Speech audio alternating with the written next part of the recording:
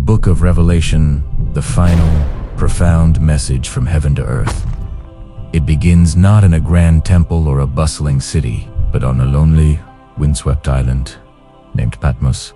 Here, an old man, exiled for his unwavering faith, gazes out at the endless sea.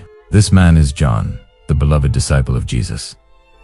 But this isolation is not the end of his story. It is the beginning of something extraordinary, the revelation of Jesus Christ. On the Lord's day, a profound stillness settled over the island. Suddenly, a voice shattered the silenza.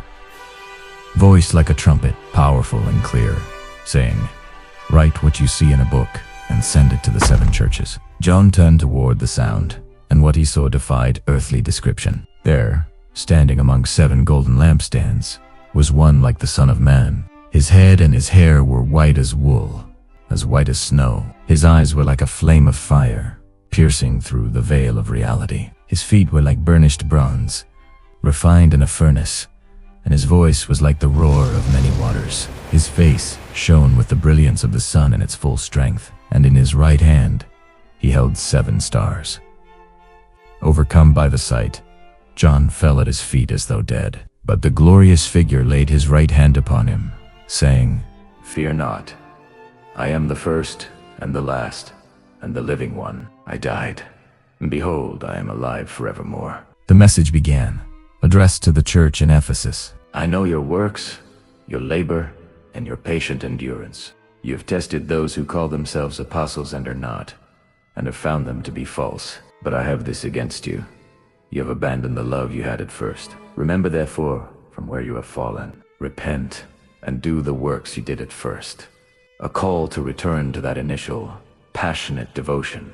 Next, a message of comfort for the persecuted. To the church in Smyrna, I know your tribulation and your poverty, but you are rich. Do not fear what you are about to suffer.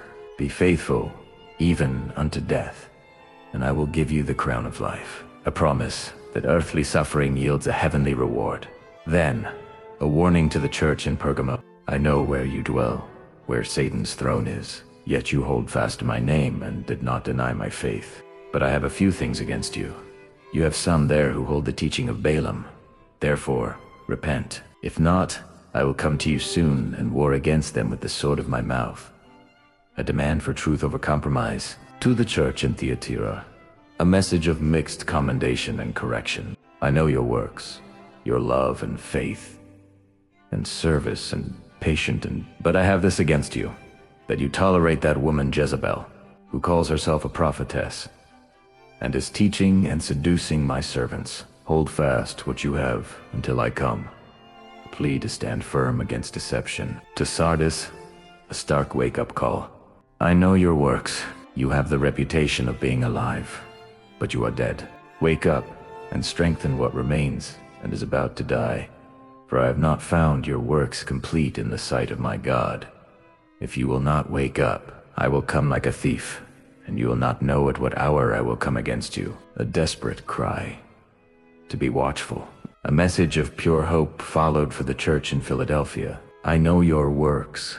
Behold, I have set before you an open door, which no one is able to shut. I know that you have but little power, and yet you have kept my word and have not denied my name.